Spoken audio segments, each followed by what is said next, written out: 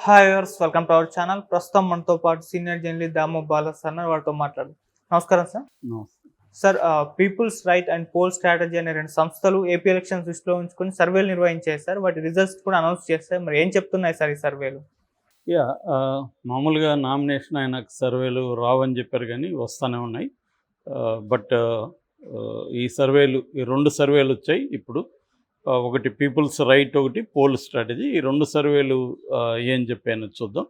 ముందుగా మనం peoples right అనే సంస్థ చేసింది. ఇది 25 ప్రతి నియోజకవర్గంలో కూడా 25 పోల్ స్టేషన్స్ పరిధిలో కొంతమందిని కలిసి ర్యాండమ్గా వ్యక్తులను కలిసి ఇది చేశారనమాట. దాదాపు 79,200 మందిని చేసినట్టుగా ఈ సర్వే చెప్తుంది.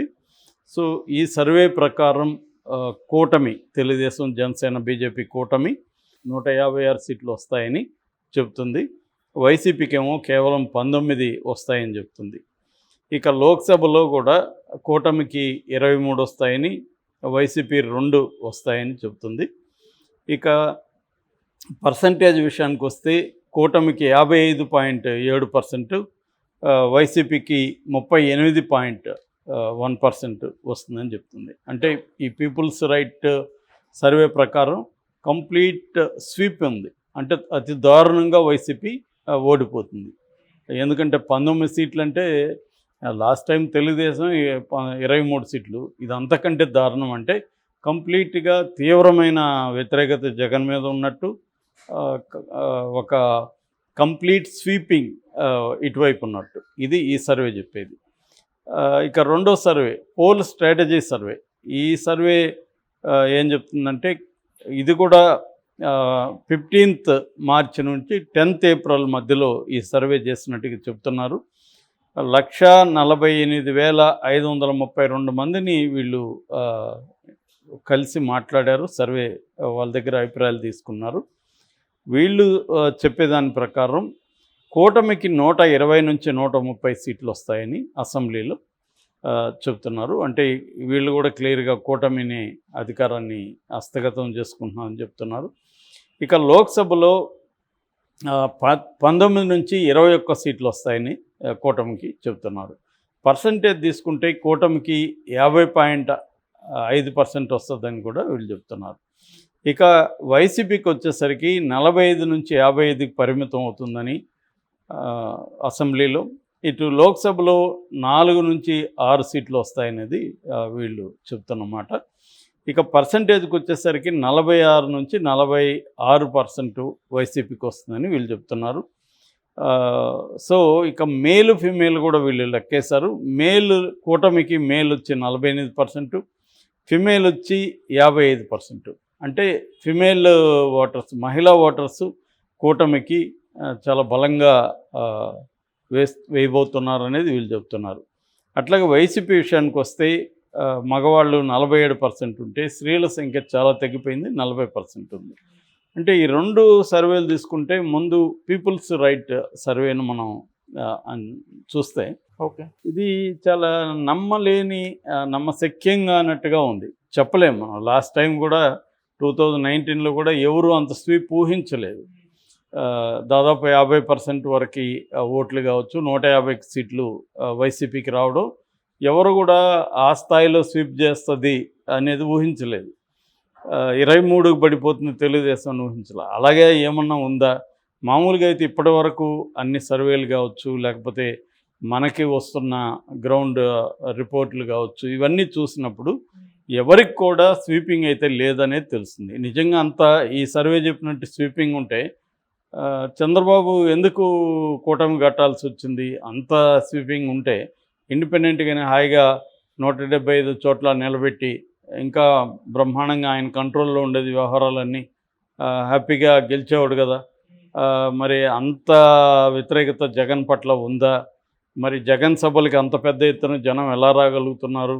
కొంతవరకు వాళ్ళు తోలొచ్చు, కానీ అంత స్థాయిలో వస్తారా అనే అనేక డౌట్లు ఉన్నాయి. అలాగే మనకి ఎందుకు జగన్ మీద అంత వ్యతిరేకత వచ్చింది? అతను కంప్లీట్గా పథకాలను అయితే అమలు చేస్తున్నాడు.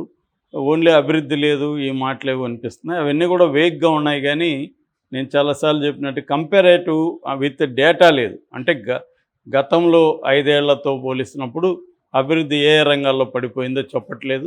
అట్లాగే దేశవ్యాప్తంగా వివిధ రాష్ట్రాలతో కంపేర్ చేసినప్పుడు అభివృద్ధి ఏ స్థాయిలో ఉందో ఎవరు వీళ్ళు విమర్శించే వాళ్ళు ఎవరు చెప్పట్లేదు. మామూలుగా మనకి డేటా చూసినప్పుడు అంత దారుణమైన పరిస్థితులేమో అక్కడ కనబడలేదు. సో ఎందుకు ప్రజల్లో అంత తీవ్ర వ్యతిరేకత వచ్చింది? రాజధాని అంటావు, అసలు రాజధాని ఇష్యూనే చేయడం మానేశారు తెలుగుదేశం వాళ్ళు. అమరావతి అనేది ఎలక్షన్లో ఇష్యూగా ఎవరు చేయలేదు అసలు. ఎందుకంటే వాళ్ళకి మిగతా ఏరియాల్లో ఇబ్బంది అని ఇప్పటివరకు అమరావతి అమరావతి అన్నారు, కానీ ఎన్నికల్లో అది అమరావతి అనేది పట్టించుకోవడం మానేశారు. సో అమరావతి కూడా ఇష్యూ కాదు. ప్రధానంగా అరాచకాలు అంటున్నారు. అరాచకాలు ప్రజల మీద ఏ స్థాయిలో అరాచకాలు కనబడలేదు విత్ డేటా చూసుకున్నప్పుడు. అంటే గతంతో పోలిస్తే పెరిగాయా, ఇంకా క్రైమ్ రేటు తగ్గిందనేదే ఎన్సీఆర్బి కింద చెప్తున్నారు. ఓన్లీ ఏంటంటే తెలుగుదేశానికి సంబంధించిన కొంతమంది మీద కేసులు పెట్టడం, అరెస్టులు చేయడం, చంద్రబాబును అరెస్టులు చేయడం ఇవి కనిపిస్తుంది. మిగతా దళితుల మీద దాడులు కావచ్చు, స్త్రీల మీద ఇవి కావచ్చు, ఇవి కంపారేటివ్లీ మోరాల్లెస్ సేమ్ ఉన్నాయి తప్ప జగన్ ప్రభుత్వంలో విపరీతంగా మహిళల మీద దాడులు, విపరీతంగా దళితుల మీద దాడులు అట్లాంటివి కనిపించట్లేదు. సో అంటే ఏ రకంగా కూడా తీవ్రమైన వ్యతిరేకత అయితే లేదు. వ్యతిరేకత తీవ్రంగా లేదు కాబట్టే కదా చంద్రబాబు పవన్ కళ్యాణ్తో కలవాల్సి వచ్చింది, ఇటు మోడీతో కలవాల్సి వచ్చింది. సో ఆ పరిస్థితి అయితే మరి ఈ సర్వేని ఎలా నమ్మాలనేది కొంత డౌట్ఫుల్గా ఉంది. లేదు మనకి ఇవన్నీ ఎవరికీ తెలియని ఒక నిశ్శబ్ద విప్లవం ఏమైనా జరుగుతుందా, జగన్కి నిజంగానే అంత తీవ్రమైన వ్యతిరేకత ఉందా అనేది తెలియదు.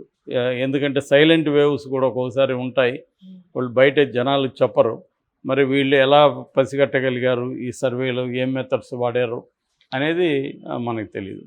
ఇక పోల్ స్ట్రాటజీ కొద్దిగా బ్యాలెన్స్గా ఉంది. ఇదేంటంటే 45 నుంచి 55 అంటే ఆల్మోస్ట్ 2014ని కొద్దిగా అటు ఇటు. 2014లో 67 వైసీపీకి వచ్చాయి, ఇక్కడ 45 అంటే ఇది కూడా కొద్దిగా వైసీపీకి తీవ్ర వ్యతిరేకత ఉన్నట్టే. కాకపోతే ఈ పీపుల్స్ రైట్ చెప్తున్నంత తీవ్ర వ్యతిరేకత దీంట్లో లేదు. ఏదేమైనా దీంట్లో కూడా జగన్ పట్ల తీవ్ర వ్యతిరేకత కనిపిస్తుంది. అతి తీవ్ర వ్యతిరేకత కాకపోయినా తీవ్ర వ్యతిరేకత అయితే కనిపిస్తుంది. లేదంటే 45కి పరిమితం. రెండోది మహిళలు 40%. అంటే మామూలుగా వస్తున్న సర్వేలలో మహిళలు జగన్కి అనుకూలంగా ఉన్నారు. ఎందుకంటే మహిళలకు సంబంధించి అనేక పథకాలు అమలవుతున్నాయి.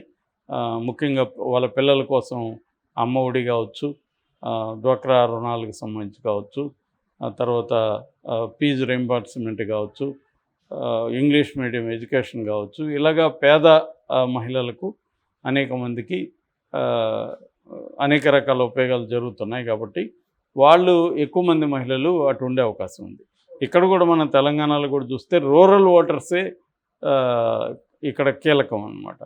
ఎందుకంటే అర్బన్లో బీఆర్ఎస్కి ప్రధానంగా పడ్డాయి, రూరల్ ఓటర్సే ఇక్కడ రేవంత్ రెడ్డిని సీఎంగా ఎన్నుకున్నారు.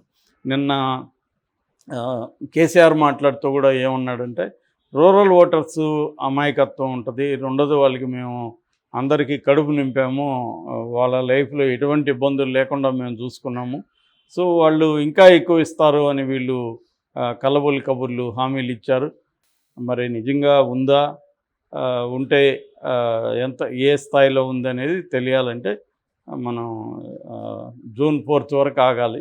కొంతవరకు ఎలక్షన్ తర్వాత కొద్దిగా మనకి ట్రెండ్ తెలిసి, ఎందుకంటే ఓటేసిన తర్వాత జనం ఎక్కువ మంది ఓపెన్ అవుతూ ఉంటారు, ఆ ట్రెండ్స్ ఎలా ఉన్నాయో తెలిసిపోతుంది. అందుకని ఎగ్జిట్ పోల్లో కొంతవరకు ట్రెండ్ తెలిసే అవకాశం ఉంది. ఏదేమైనా మనం జూన్ వరకు ఆగాల్సింది ఈ రిజల్ట్ ఎవరిది ఏ సర్వేలు కరెక్టు కాదని. ఎందుకంటే మనకి సర్వేలు దాదాపు 20-30 సర్వేలు వస్తే ఆల్మోస్ట్ సగం ఇటు సగం అటు చెప్తున్నాయి. అది okay sir, thank you so much.